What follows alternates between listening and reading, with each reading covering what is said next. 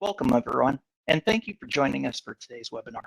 My name is Matt Verostek, and I'm the Global Technical Sales Leader in Cybersecurity for ABB's Energy Industries.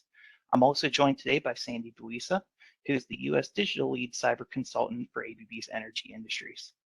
Today, we're presenting the rise of ransomware, maintaining protection from an evolving cyber threat.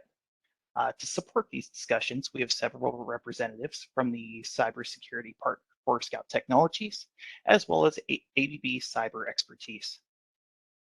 A few notes just before we get started, taking a look at the webinar logistics. So just a little housekeeping, just so that we could actively participate in today's event. We've taken a screenshot of an example of the attendee interface. You should see something that looks a lot like this on your own desktop. The control panel hides automatically when it's not in use, so if you need to get this control panel back, simply move the cursor to bring it back up. You have the opportunity to submit text questions to today's presenters by typing them into the Q&A box of your attendee interface. You may send in your questions at any time during this presentation, which will last approximately 45 minutes.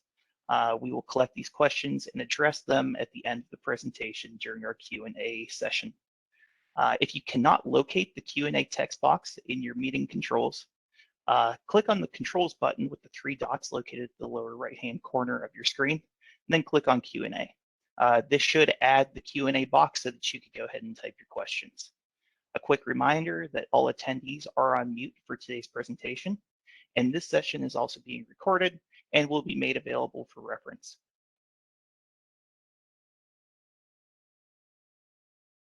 So please note that as our presenters are sharing information today, the slides you're about to see are subject to change. ABB does not assume responsibility for any errors or consequences of software or hardware described in today's presentation. And now for a quick safety moment that could affect really anyone. So before the pandemic, about a quarter of Americans worked from home at least some of the time. And now with most of them working from home almost all the time, cyber scamming have reached an all-time high. So CISA issued alerts expecting a rise in social engineering and phishing attacks. FBI also noticed a rise in fraud schemes related to the coronavirus pandemic, from fake CDC emails to phishing emails to counterfeit treatments or equipment online. So how do you avoid becoming a victim? First, protecting yourself by using strong passwords and enforcing multi-factor authentication. Then you can do securing devices by keeping them up to date on the latest patches and only downloading from trusted resources. There's also limiting personal information posts on social media and managing account privacy settings, not revealing any personal or financial information in emails, and being very, very suspicious of email attachments. And lastly, if you believe that you are a victim, watch for any suspicious online activity and immediately change your passwords. If you think any of your financial accounts have been compromised, contact that financial institution and close those accounts. And with that, we can start talking about Rise of Ransomware. All right, now without further ado, let's meet today's speakers for the session. First, from Scout Technologies, we have Daniel DeSantos. Daniel's a senior research manager, and he leads a team that analyzes the threat landscape, finds and discloses new vulnerabilities in IT, OT, and IoT environments. Also from Scout Technologies, we have Daniel Triviato. Now, Daniel is the VP of Operational Technologies, and he is responsible for driving the OT product and engineering roadmaps and teams to deliver marketing-leading solutions that allow users to be more secure and in control of their environments. And then finally, from ABB Cybersecurity, we have Michael Slavens. Michael is a senior application specialist in cybersecurity, and he's responsible for the development of new standards, as well as solution architecture and execution for ABB's Energy Industries. And of course, we've already introduced Sandy and myself. So Sandy, what will we be learning about today? So today we'll be shedding some light on the evolving threat of ransomware and how to maintain protection. We're going to start by taking a closer look at some of the major attacks that we've seen over the years. Then we'll take a deeper dive with the ransomware investigation by answering why and how these events can occur. Our goal is to define the risks that we're beginning to see within the OT environment as technology and attacks begin to evolve.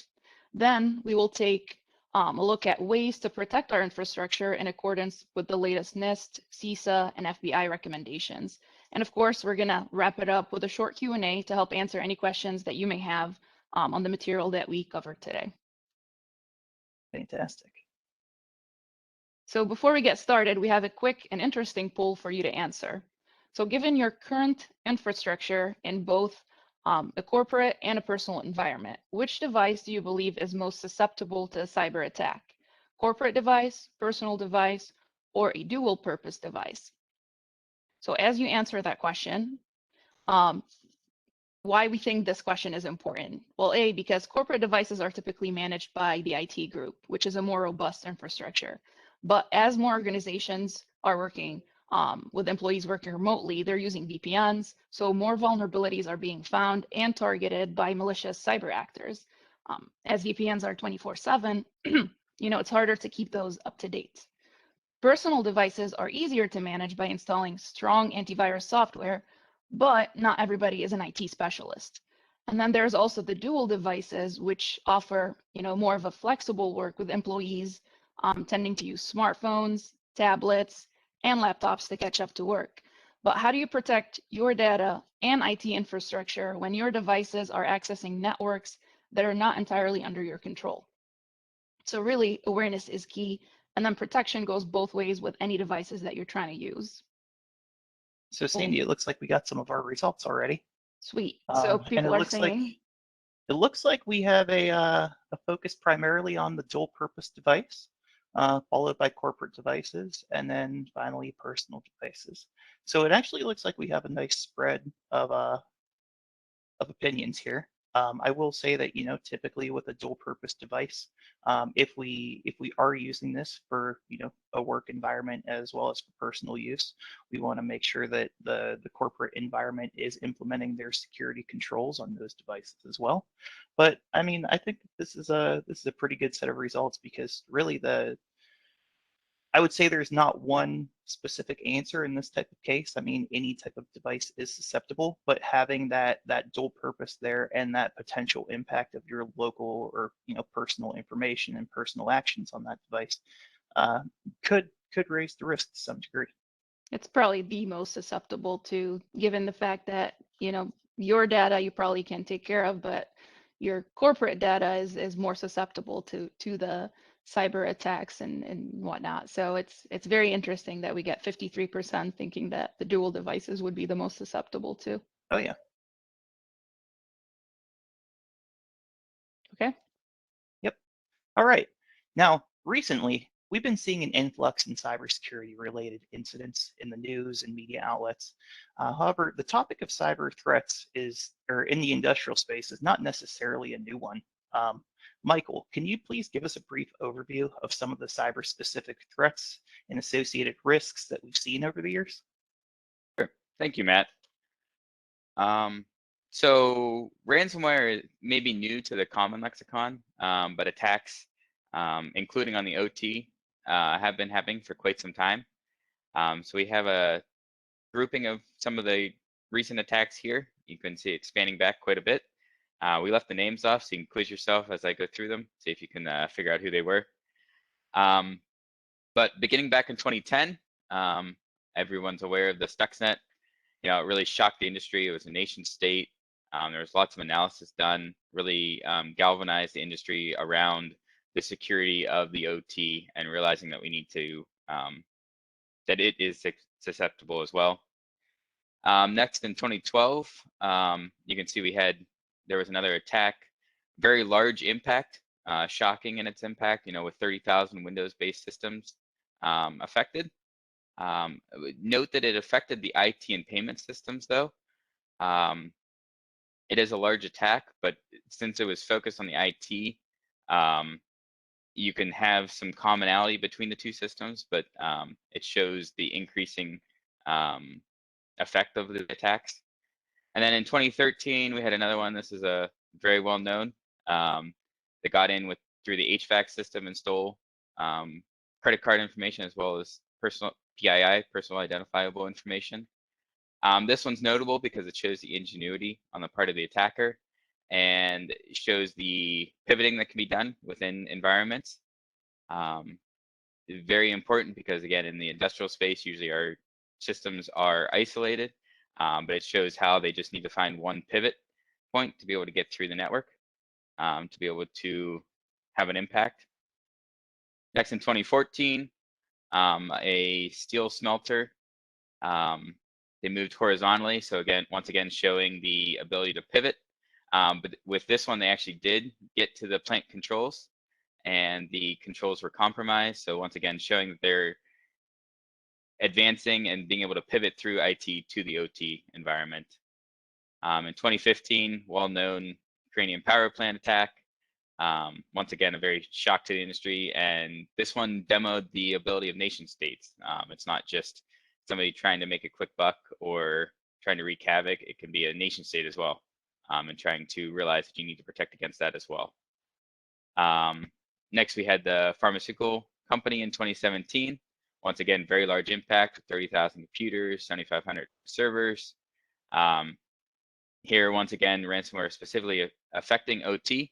So not just, so we go from the pivot to being able to affect the OT to now actually going after with ransomware on the OT network. And also we can see that they tried to use the insurance policy, but you can't always just rely on the insurance to make up the difference when you get this type of attack. And then 2019, the Indian nuclear power plant. Once again, another attempt directly at OT, but in this time it's actually OT energy resources that were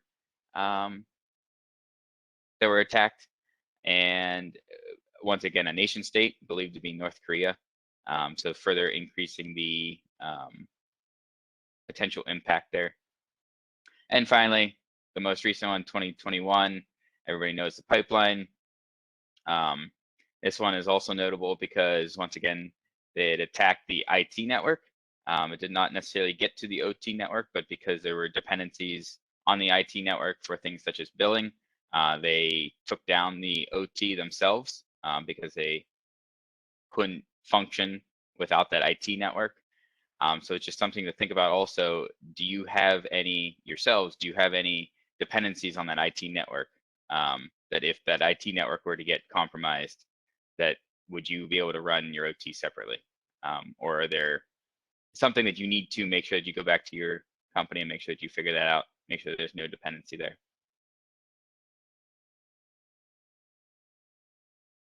So let's talk about risk a little bit.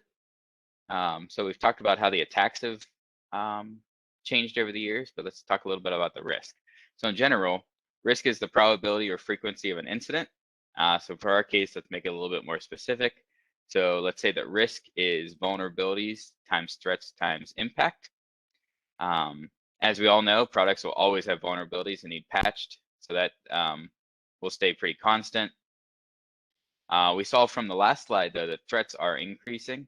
They can range anywhere from a script kiddie trying to make a quick dollar through ransomware to criminal gains working with ransomware as a service, trying to make as much money as they can through encrypting as many businesses as possible, to now nation states. You know, as the last slide emphasized, these nation states are now trying to gain leverage with the other countries, and so we need to try and protect ourselves from them as well.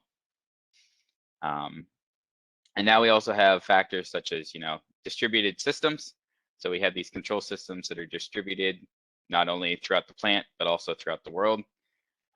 Asset complexity. Always trying to add things to make things more efficient, but as we add things, it becomes more complex, as well as the process complexity. Insufficient security visibility, as we'll talk about later. You know, it's important to have the correct tools that you can see what's going on in your environment and know if something's going on, but that isn't always the case. And then insufficient security awareness and expertise. It's important to have people that understand, which hopefully it's you guys that are on the call, so we're preaching to the choir here, but make sure that everybody, not just you guys, have that awareness and expertise. And then, of course, as we talked about the risk, the last factor is the impact. Obviously, we're talking about the OT space, and OT tends to have a large impact if there were something that were to happen. that impact could be anything from the health and safety of employees or the community, environment, public, production could go down, trust and revenue could go down. So you could have a business impact, community impact, employee impact, all of them large if something were to actually happen. So we can see that the risk is there and only increasing, unless if we, and will increase unchecked if we don't implement the correct controls, which we will now talk about. Thanks, Michael. So now taking this discussion forward, we have seen a great influx in the use of ransomware attacks, both in personal and enterprise environments. Daniel DeSantos, could you please shed some light on this topic and offer maybe some insights into why and how these attacks are occurring? Thank you so much, Sandy. So ransomware is definitely the topic of 2021, right? It has been the cybersecurity topic for some time now, but definitely 2021 is, unfortunately, we can say is the year of ransomware. And one of the reasons for that is that it's pretty clear that at this moment, attackers are going after money, right? Like financial gains.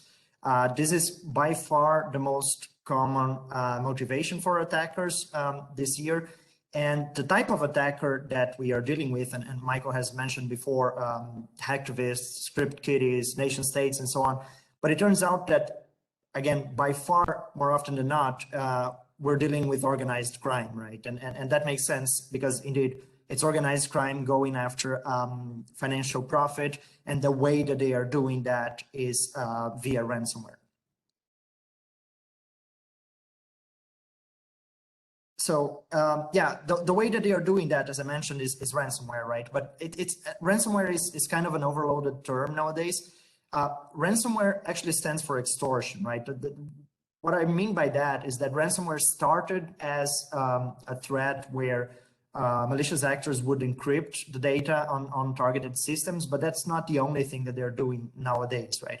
So they are extorting money from victims in various different ways. Encryption is still, of course, an important method, but before encrypting the data, it's very, very common nowadays that malicious actors are actually exfiltrating the data and basically causing breaches where this data can then be sold, or it can work to basically force the victim to pay the ransom to not get the data released to the public. On top of that, there are new techniques that are being applied, such as ransom denials of a service, where attackers actually, in the same attack campaign, after exfiltrating the data and encrypting the data, they're also doing large DDoS attacks on exposed IT systems of networks. So again, trying to force by various different means the victims to pay the ransom, right? And then there are other things being developed on top of that, such as talking directly to customers, to other stakeholders in the company, and contacting them directly and saying that, you know, information will be made, or data will be made available online, or systems will not get back their availability unless the money is paid, and doing basically public shaming of the victims. And that's a constant theme that we see in security reports nowadays, is just not just the encryption part, but basically extortion as a large campaign against ransomware victims. So three important observations of recent attacks that we have seen in 2021. And why I say that they are important is because they actually make mitigation and detection, mitigation and response possible in many cases. Is that, first of all, the attacks, we tend to see in the news about ransomware attacks, and it seems like everything is immediate, and, you know, in one minute the network is fine, the next minute everything is encrypted, the production is down, and nobody had the time to do anything about it. Actually, most attacks are not immediately happening, and they're not fully automated. There is a dwell time of attackers on the network that typically nowadays is in the matters of a few days, a couple of days, but that does give time, if you have the correct systems and controls in place, to detect that something is going on in the network, right? So between an initial access and the actual encryption of the data with the exfiltration in between and the other things that I mentioned, you do have at least a few days to notice that something is happening on the network. The second point is that cybercrime is not happening in isolation nowadays. So we have this huge ransomware gangs because cybercrime as a service is the main trend, right? So there are many, up to hundreds of attacks happening at the same time, targeting different organizations, and these attacks are very similar. So if you are sharing information with other organizations, if you are part of an ISAC, if you are following CISA recommendations and alerts and so on, you do know that there are other companies in your maybe domain, in your industry that are being attacked, and you may be the next victim being attacked with something similar. So you should learn definitely from the experience of others. The third point is that although there are many different ransomware gangs and ransomware attacks and variants happening all the time, the tools and techniques that they use are mostly well known and very similar in many of the attacks, right? So the figure that we are showing there is known as the pyramid of pain, and basically it's the pain in terms of detection, but also in terms of the attackers changing their behaviors, right? So it's very easy for attackers to change one specific tool that they're using, but it's very, very difficult for them to change the actual behavior or the TTP, the tactics, techniques, and procedures that they apply to hack into networks. So which are these common TTPs and tools that are being used in 2021?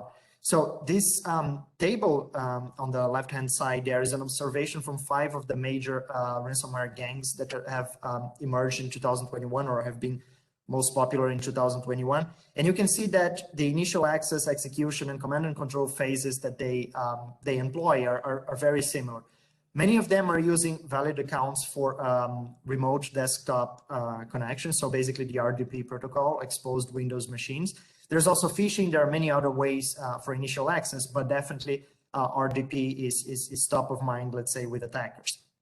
On the other hand, for execution, PowerShell on Windows is the weapon of choice nowadays. And for command and control, the Cobalt Strike tool is the one that is definitely the most popular.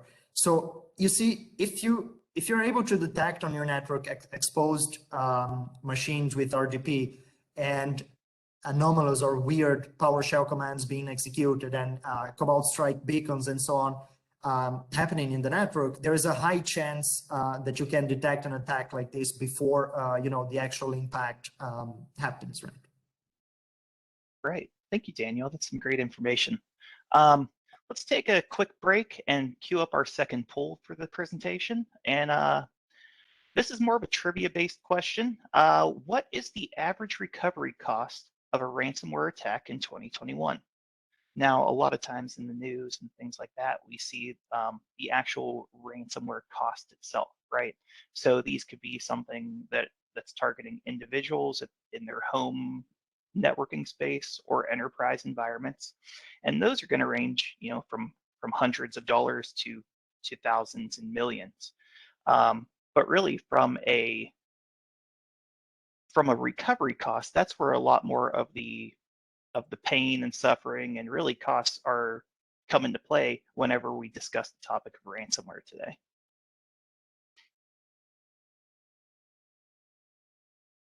All right, so we're getting some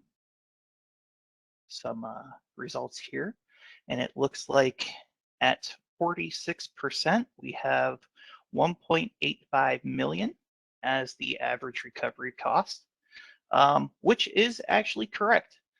So according to the latest results, it's approximately $1.85 million is the average recovery cost for a ransomware attack.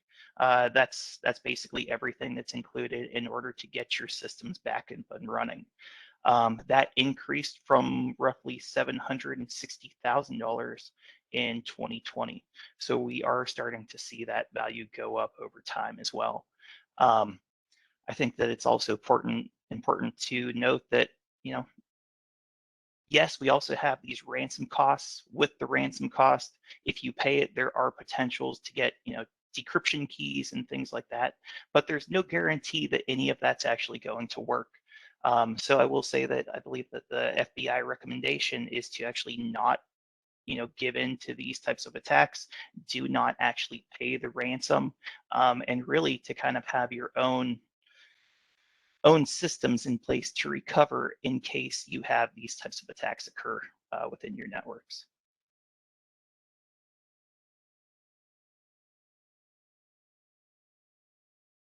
So moving forward, in an industrial environment, there is a large focus placed on maintaining the integrity of the OT infrastructure. Now, how has this increase in cyber attacks, and specifically ransomware, impacted the OT environment? And are we seeing any evolving threats? Daniel and Michael, I guess, could you please share your insight on how you've seen these threats evolve over time? Sure. So in this section, I would like to show not just what's happening, like the previous section, we discussed a lot of what's happening on the threat landscape, but also some of the things that we think might happen in the future, right? And based a lot on the research that we do, the evolving threat landscape, as the title says there, right? So the first interesting point is that there was a lot of talk, and there is still a lot of talk about IT-OT convergence happening in OT environments, right, in ICS environments. But nowadays, we really see that it's not just anymore about IT or OT separate or converged. There's what we call an enterprise of things, right? There's an influx of devices and networks that is not necessarily IT or OT, but different types of IoT devices, right? Sometimes even consumer IoT devices in critical networks that should not be there, and sometimes people are not aware that they are there, but they are there.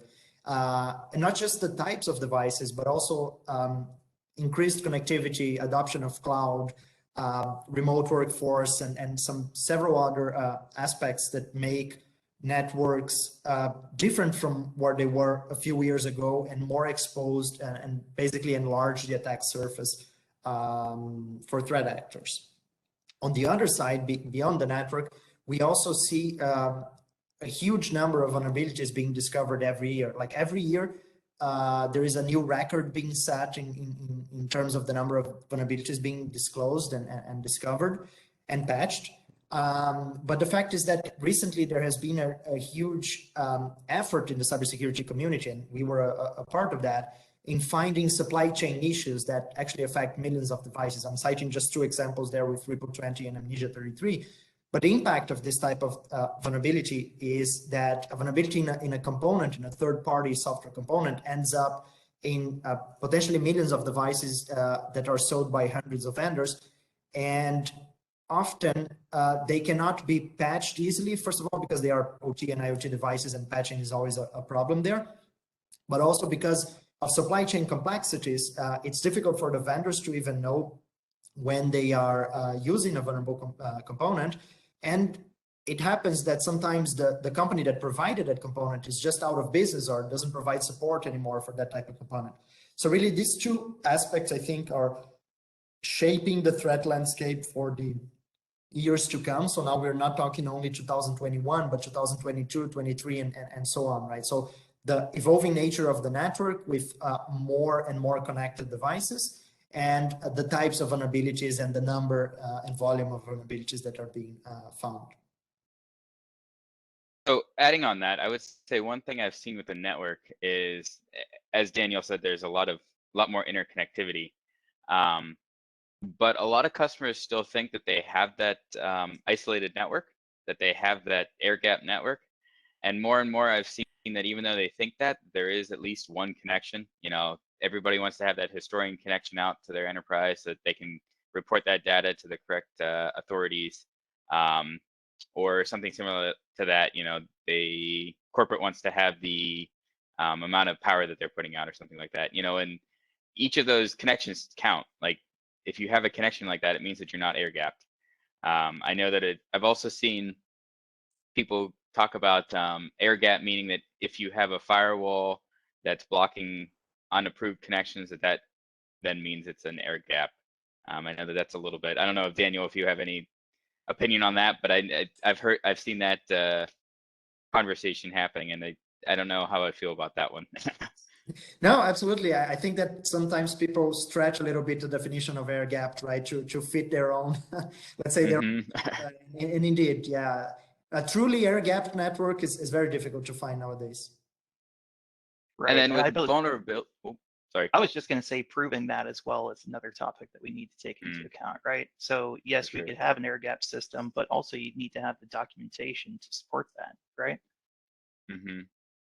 And then with vulnerabilities, actually, Daniel, do you have any tips on how to? Oh, sorry. Should I? No, I was just saying that even if there is no fixed connectivity, it's not like there are multiple ways of circumventing or going around air gaps, right? What if you bring your own, like, contractor that brings their own laptop inside the network then, or loading something on a USB stick or something like that. So it's not just about what's the fixed connectivity and interconnections we have, but it's also how the network and the people in the network behave. Right, and those transient devices that are sometimes brought along. Exactly. And then real quick, vulnerability wise, Daniel, do you have any tricks on how to track that? Like, do you know where customers should be looking for that type of information? Right, that's a big challenge nowadays. Also, well, I lead a team where we do vulnerability disclosure, and even the disclosure side for the coordinating agencies to understand the impact of vulnerabilities is getting harder and harder with time as you know, the supply chain issues happen. I think that we'll talk a lot about mitigations later on, but I think that the first thing that people have to do is to have a complete asset inventory on their network, right? Which includes information, not just what are the devices that are on the network, but as fine-grained in the data information as you can have in terms of firmware versions, you know, device vendors, models, and so on. So that's kind of after the fact, right? And then looking at some tools provide automated vulnerability matching, which is great. Or if the tool doesn't cover all the vulnerabilities, we would like to see maybe going after the major vendors and looking at their own security advisories, although that is a manual and complicated process. But that's a bit after the fact, right? So before the fact, one thing that we are starting to see more often as something very important in the security strategy is to have a sort of a due diligence process for the vendors that you are actually bringing into your network, right? So it's not just, you know, find the cheapest device and put it there because things will work. Well, you should understand the development life cycle of a vendor, their security response program, their updating policies, their end of life policies, and so on and so on. So I think that there are these two views, right? Before the fact, before you bring a vulnerable device in your network, and after the fact, what you can actually do with it. Thank you. Cool. So let's talk a little bit about the consequence of this evolving threat landscape that we mentioned, right? So as we have an evolving threat landscape, we have an evolving attacks as well, right? So if you see the gray box in the middle there, it's basically the IT and corporate network, and it's what usually happens nowadays with ransomware. Even ransomware that ends up halting production in an organization typically does that it doesn't reach the operational network level, right? It will stop by encrypting the data at an engineering workstation or a SCADA system or something like that, a Windows-based system that controls field devices. But as we see these types of vulnerabilities that I mentioned before affecting more and more types of devices, we see two possibilities of evolving attacks there. One is that IoT and sometimes even OT devices, as we mentioned before, that are not necessarily air-gapped, might be exposed online, are being used as initial access vectors. And I put the IP camera icon there not by accident. It's because IP cameras are one of the most common connected IoT devices that are present in any physical facility. And often the network is not segmented well enough so that those IoT devices will be communicating with devices on the corporate network or the operational network and so on. But on the other side, you also see with the increased connectivity and the increasing number of vulnerabilities that the operational network could start being a target for these attackers, right? So I think we are still far from the scenario where attackers would be encrypting the data on PLCs or RTUs or HMIs and so on. But there are easy to exploit vulnerabilities such as denials of service that can cause a huge impact on those operational network devices. They're easy to find, easy to exploit. And if you find a connectivity, like a path in the network to those devices, that could increasingly become part of a ransomware attack, which is, again, not about encryption, it's about extortion.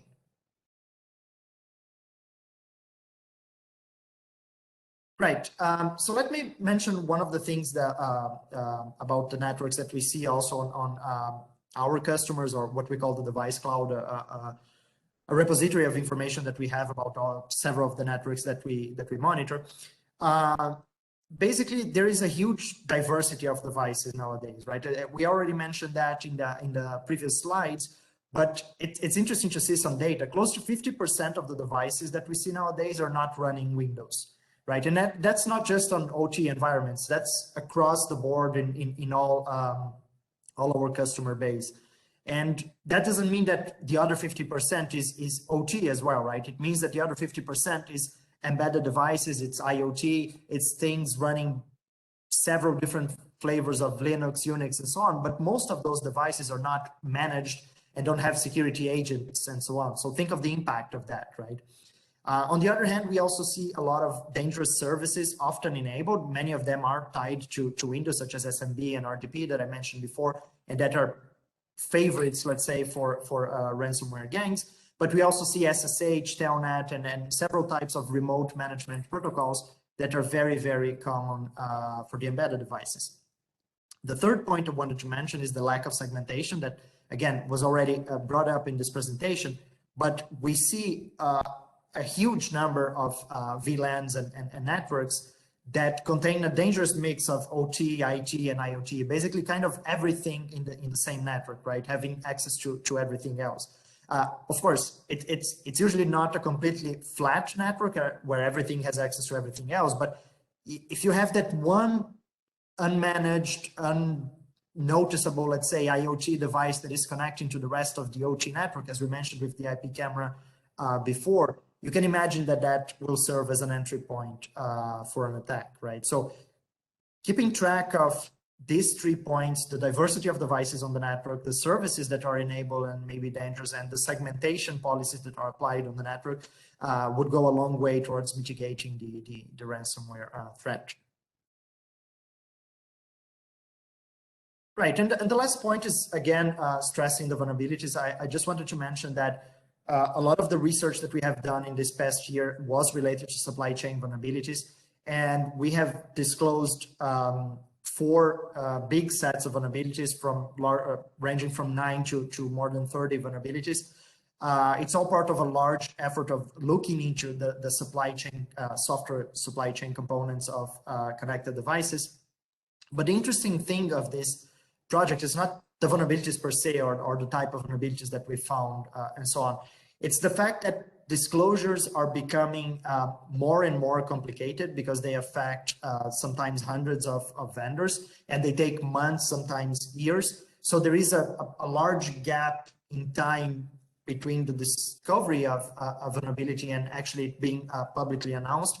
And you have to think that as security researchers, we find and we disclose things because we want things to be patched and customers to be secure and all that, right? But the attackers are finding the vulnerabilities and not disclosing them publicly, right? So it doesn't mean that if something is not publicly known, it's not privately known to attackers. So we always have to keep that in mind. And the other point is that we already stressed as well is that because of the supply chain, these types of vulnerabilities, so the same vulnerability, the same actual CVE, affects things from Wi-Fi modules that are used in consumer IoT devices to RTUs that control electrical substations, right? So it's again, it's the same type of vulnerability that can be exploited in the same way, affecting a wide range of devices. And as I mentioned before, we believe that this type of vulnerability, the number and the impact of this type of vulnerability will just tend to increase as time goes on.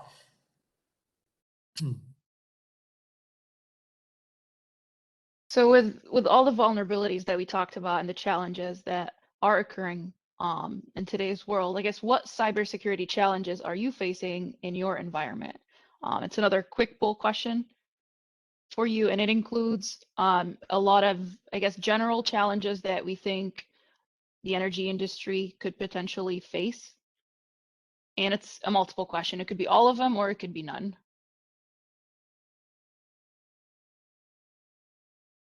Right, right. I think one thing to add here too is that, you know, maybe some of these things are challenges now, but as we kind of progress in our cyber journeys, maybe we evolve, and you know, some things that are a challenge today may not be a challenge in the future, or maybe some of the things that we're not even at a point where we're considering yet are maybe our focus, you know, a year or two down the line. So I think that kind of highlighting that overall idea of, you know, having your cybersecurity plan, right, for the next 5 years or so, as this is where I'm at, this is where I want to be, and how do I get from point A to point B? That's, you know, that's an important topic to cover as well. So Looking Matt, at the, like, yeah, go ahead. I was gonna say, it looks like it's very spread out, but it's very interesting that the obsolete systems and software got 70%. That's a very high percentage. Yeah, I think it's think also about it. important to note that there's nobody out there who's perfect, right? So we all have some type of concerns. You know, we're all at a point where, hey, there's always additional things that we could be doing. You know, like a lot of, or maybe in contrary to our typical OT environment, cybersecurity threats are continuously evolving, right? Well, So I that's something completely that we kind of agree. need to focus on no matter where we're at in our cyber journey. That, and it used to be the way it used to be, I guess, in the past, where 20 years you would use the same operating system, and then you wouldn't have to worry about any of the updates. But nowadays, every year, you know, there's patch updates, there's the upgrades to the operating systems that really industries have to keep up with. So a system that you would buy, you know, say this year, maybe 3 years from now, it's going to be obsolete because of the constant security threats and the vulnerabilities that they keep finding in it. So. Right, right. Now, taking a closer look, I guess, what steps can we take in protecting our environments from these potential threats? And what can we do to support these efforts in an evolving security landscape like we discussed today? Daniel Triviato, could you maybe shed some light on this topic, and you know, anyone else who has some information? Of course, of course. So as we wrap up here with some recommendations, what we're using here to present best practices to prevent malware, ransomware infections, we are using the NIST framework, you know, very well-known NIST framework, but also embedding into this framework some recommendations that lately came from government agencies. So we are embedding into this continuous loop of identification, protection, detection, response, recovery, right? So in terms of protecting your network, I think we can all agree that the very, very, very first step is to understand what you have, right? So the discovery identification phase. There are a couple of things that made that complicates this, right? So there are so many device type lately that you need a solution, you need systems, you need aggregation of data and quality data, I would say, that to basically identify and assess each and every device type. So it's not anymore, you know, I just care about the OT devices, I care about IT devices, I care about IoT devices. Everything is so intertwined and so interconnected that what you need is something that puts together all this information and gives a very holistic view of all the devices you have in the network. What are their vulnerabilities? And how are these devices communicating? We talked about before about isolation of networks, you know, network isolation, and how devices and networks might be air-gapped between each other. I couldn't find the word. But anyway, so it's mostly and often not the case. So understanding what paths an attacker can follow, can take in order to get from IoT devices to our crown jewels, our OT devices, it's fundamental. So you need basically holistic understanding of devices, vulnerabilities, connectivity, and as part of the devices, what services they run. Very important. Daniel Dos Santos has shown like how vulnerable services like RDP, Telnet, SSH, SMB are. Which of the devices are running the system, and which of these devices are too obsolete, going back to the last poll, to patch? Which brings me to the next point. Of course, in an ideal world, the best way to protect everything is to lock everything up, to harden it, to patch. But we know very well that that's a very limited possibility in the OT world, and as well as in the IoT world. They are not Windows. We're not talking about Windows devices we can install agents on, we can patch regularly. We are talking about devices which we can often not touch. So the best way to protect the network in this case is to apply very good segmentation to protect at the boundaries, to protect internally, and to protect access to the crown jewels, which goes back to the first point: identify, understand the communication, and then protect those access points. And then, of course, detect. I mean, something will still happen, right? Something we didn't predict, some attacker that is more advanced or more skilled than the previous one. So having in place the ability or a solution that is able to understand, identify, and monitor the network, its devices, and their activities is fundamental. And here you need a combination of not only signature-based, but also anomaly-based type of attack, behavior monitoring, and anomaly-based type of detection to understand even 0 day, to detect even 0 days attack. And again, like in an ideal world, threats, malware, ransomware will never hit us, but we need to be ready for it, right? So set up incident response and recovery guidelines, practices, best practices, and documentation. And as part of the response best practices, what do you do when a certain system get hit by a certain type of threat? So having playbooks, having automation and orchestration in place to respond as automatically as possible to an attack. Because when an attack happens, you will have so many things to think of that acting on that, if it's automated, it saves you so much effort. So automating the response, and of course, having recovery plans, backup procedures, restore procedures in order to restore the initial state if something does happen. And before it was mentioned that ransomware is often about extortion, and it's often recommended not to pay the ransom because there is no guarantee that the key is going to actually decrypt all your data. So let's rely as much as possible on our own strength with backups and restore procedures. So again, overall, identify all device types, their vulnerabilities, the services they're running, and their communications. Segment your network. Be on top of threats, be able to detect both known and unknown threats as they happen and slip through the cracks. And have automation and automated response, incident response processes and procedures alongside backup and recovery procedures. Those are, I would say, the most important items in a healthy, I would say, practice. Awesome. Michael, do you have anything to add there? I was going to try and find something, but I think he hit it all. I was going to ask some questions, but he gave a great summary at the end too. So actually, I don't think I do. All right. I saw some question in the chat. Thank you. There is some question in the chat for later. So there are some things, some more info we can give, answering some questions. Yep. So, cool. Okay. Which brings me kind of to the conclusion of this. And what this slide means is that there is a path to get to the best and the most comprehensive possible solution, right? And the first step, as we said, is identifying all your devices and identifying their vulnerabilities, the services they run, and how are they interconnected. So together with ABB, Force Code at ABB, I have put together this incremental solution that allows you to grow in your maturity level and cybersecurity strategy, starting from asset inventory to real-time threat detection and automated incident response and control over the network, and segmentation, I should say, as well. So we can help you start with the basics and grow with that.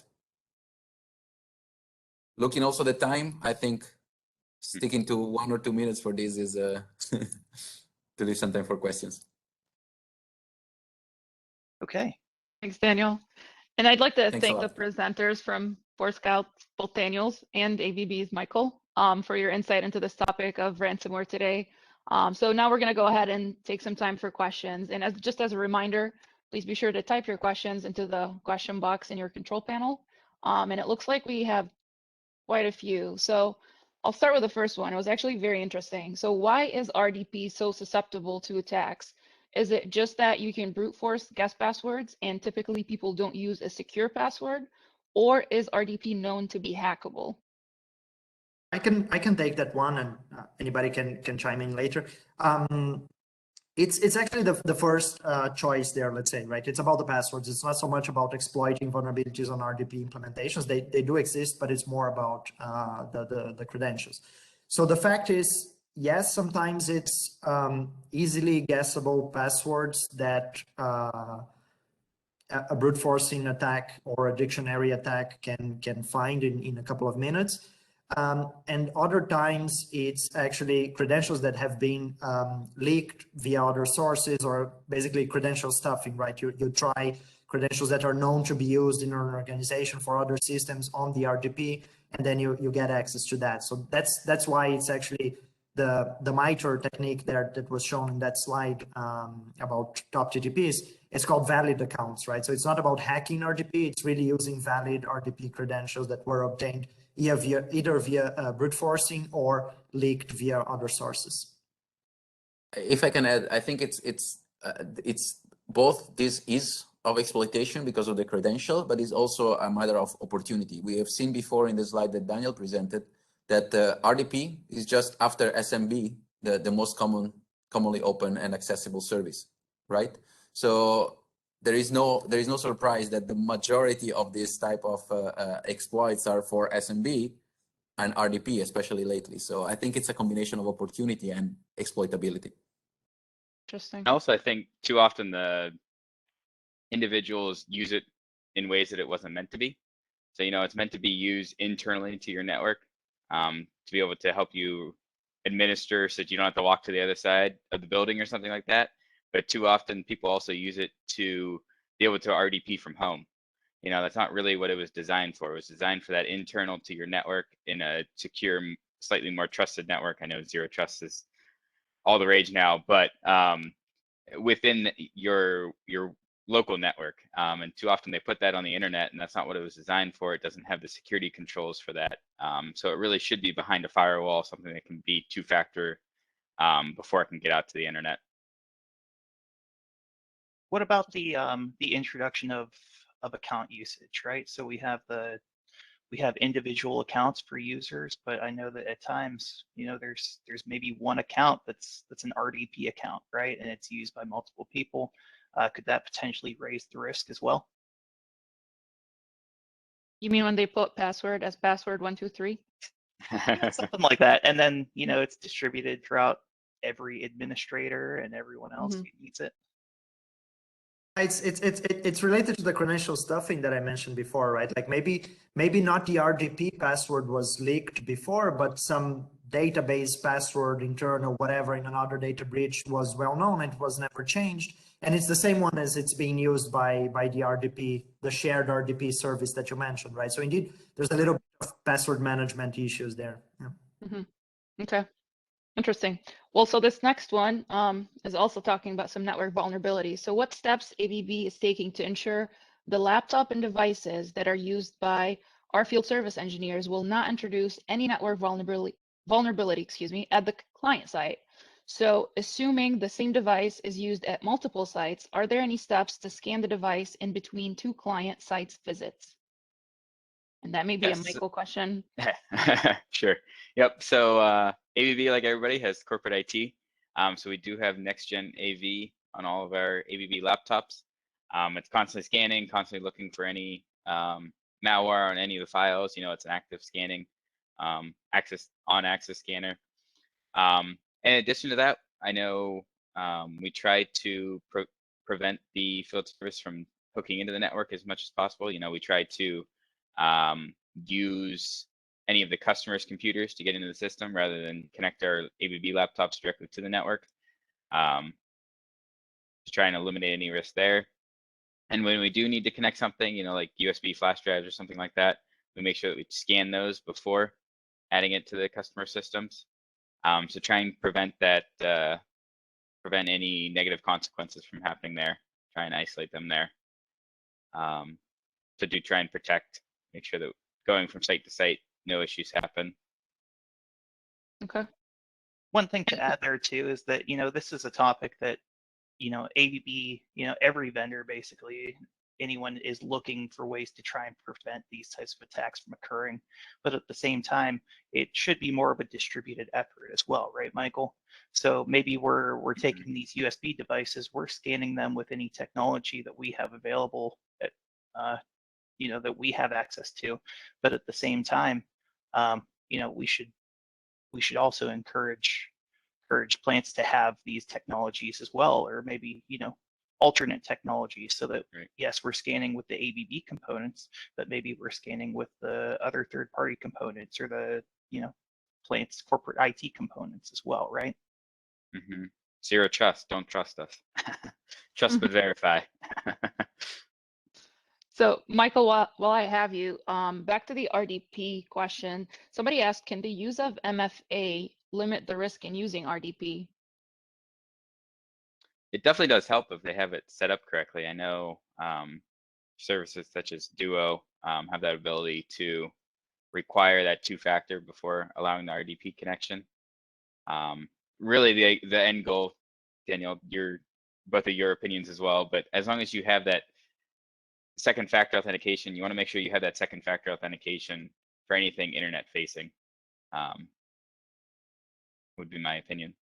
No, I totally agree, Michael. Just you already, I think, kind of answered that in the answer to the previous question around RDP, right? It's not just multi-factor authentication; it's making sure that the protocol, the service, is being used for what it was intended, right? So, having it configured in the way that makes it more secure. So, indeed, multi-factor authentication, having it behind a VPN, a firewall, and so on, and not just simply exposed online for anybody on Shodan to find it, right? Mm-hmm. Okay. And typically, sorry, go ahead. So further recommendation, like typically we would recommend having a VPN, a VPN firewall in place with two-factor authentication. So that way you're VPNing into the network first, and then you can RDP, because then once you're VPNing in, it's like you're in the local network. Going back to what Daniel was saying, kind of like the staying within your network. Gotcha. And then speaking of password management, we have an interesting one from Bruce. Considering the directives from the TSA for critical infrastructure, there are initiatives in place to install much more rigorous passwords into OT devices, including PLCs, flow computers, HMIs. How are we helping operations with password management? The risk is not being able to access a system when there is an emergency system. Any thoughts about password management and implementing them?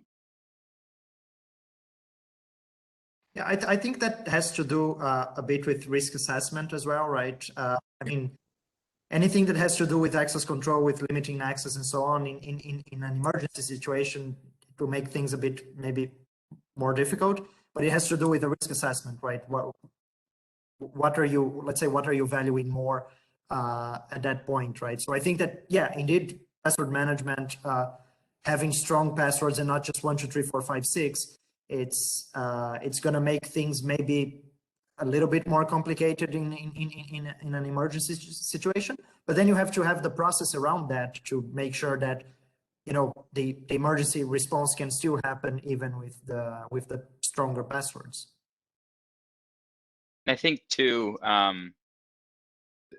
common recommendation is to have separate accounts for each user, and I think if you do that, you can have passwords then that mean something to each user. You want passphrases, so a few words strung together as a strong, longer password. But if it's something for your own user account, you can make it something that matters to you and make it a little bit more memorable. And also, depending on your risk profile, what you're trying to prevent against, it's not necessarily terrible that they write it down somewhere maybe not on their wall, in front of everybody, but it's not terrible to write it down somewhere also. Okay. Well, thank you, Michael. I think we have, like 3 more, but we might not have time for all of them, so we might have to address them after. And I'm not sure, but Matt, did you want to take it away? Sure. So being respectful of time, just wanted to wrap this up. Thank everyone again for attending today. We really appreciate you being here. At the conclusion of this presentation, you will be prompted with a survey. We ask that if you can, please take a moment to fill this out, and note if you would like to have any follow-up discussions or anything like that regarding the materials addressed again today. Again, thank you everyone for joining, and we'll see you next time. Thank you. Thank you.